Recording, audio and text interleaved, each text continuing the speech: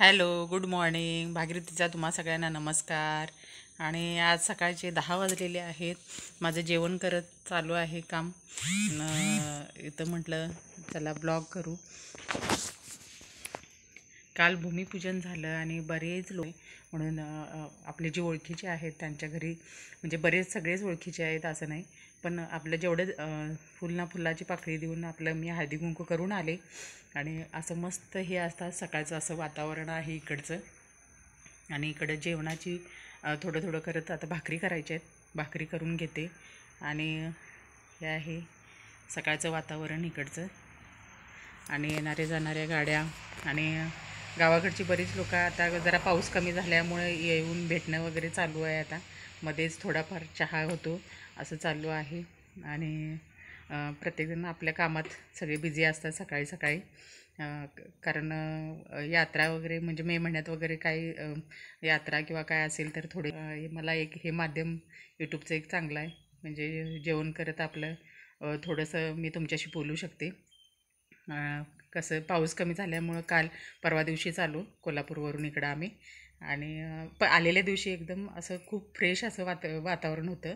पण थोडंसं कसं होते म्हणजे बाकीच्या गोष्टी आणणं किंवा हे करणं जरासं थोडंसं लांब म्हणा, वेळ काढून जाणं.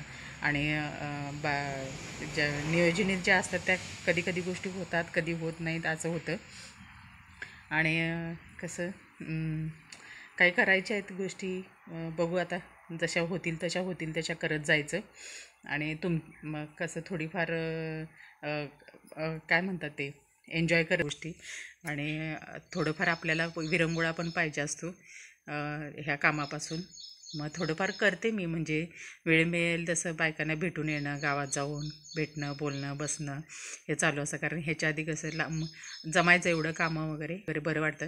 आणि प्रत्येक वेळेला कसं व्हिडिओ करायचं हे जमत नाही, कारण कोणाला आवडते कोणाला नाही. त्यामुळं मग प्रत्येक वेळेला व्हिडिओ करणं जमत नाही. आणि बरं वाटतं म्हणजे तेवढेच प्रत्येकाचे स्वभाव वेगळे, प्रत्येकाचं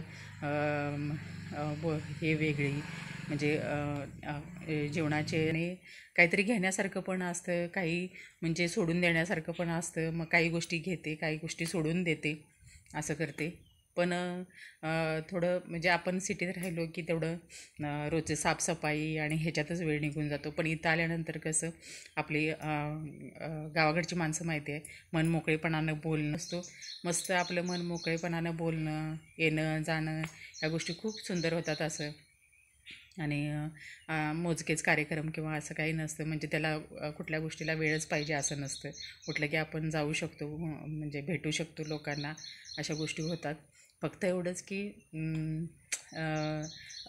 प्रत्येकजण जो तो पैशाच्या पाठीमागे धावून काय माहिती समाधान विसरतो आहे.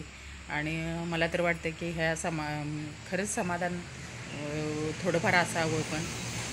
आणि एकमेकाला केलेल्या गोष्टी हे पण विसरू नये. जाणीव असावी प्रत्येकाला की आपल्याला ह्या माणसाने किती मदत केली होती किंवा काय केलं होतं, ह्या गोष्टीची पण जाणीव हवी प्रत्येकालाच. आणि कसं आहे, मग ह्या गोष्टी आठवल्या की थोडासा त्रास होतो. म्हणजे दुसऱ्याला मदत आपण इतकी केली होती आणि त्या माणसानं जर आपल्याशी व्यवस्थित नाही राहिलं किंवा काय, तर थोडासा त्रास पण होतो त्या गोष्टीचा. पण काय आपण जितकं की नाही बाबा आपण सतत शांत राहून ह्या गोष्टी सहन करतो. म्हणून कधी कधी बोलायला पाहिजे, प्रत्युत्तर पण द्यायला पाहिजे. कारण समोरची व्यक्ती मग ती आपला फायदा घेते, त्यासाठी थोडंसं बोलावं पण लागतं. आणि कसं जास्त करून त्या गोष्टी मस्त असा कढीपत्ता.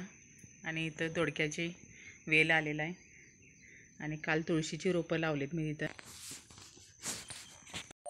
हॅलो, आता थोडं बाहेर आले. मस्त चिमण्यांचा चिवचिवाट चालू आहे. आता वेळ मिळाल्यानंतर बघू, एक वाघेरा म्हणून आहे तिकडं, दाखवते तुम्हाला. म्हणजे म्हणजे ज्यावेळेला इथं शेतात पाणी वगैरे नव्हतं त्यावेळेला तिथूनच पाणी आणत होते हे लोक. मग माझं लग्न झालं त्यावेळेस बोर वगैरे मारला होता आणि त्याचं पाणी चालू असते. आमचे दीर आहेत त्यांच्या बोरचं पाणी चालू आहे आता सध्या इथं. कारण पिण्यासाठी आमच्या बोरचं चालत नाही म्हटल्यावर मग ते घेतलेलं आहे. हे इथं हे काजूचं झाड आहे, हे मागे दिसतंय ते. हे काजूचं झाड आहे आणि घराच्या पाठीमागे म्हणजे असं भरपूर गवत वाढल्यामुळं दाखवायला मिळत नाही. अशी झाडं आहेत आणि मे महिन्यात काजू वगैरे खाण्यासाठी येतात.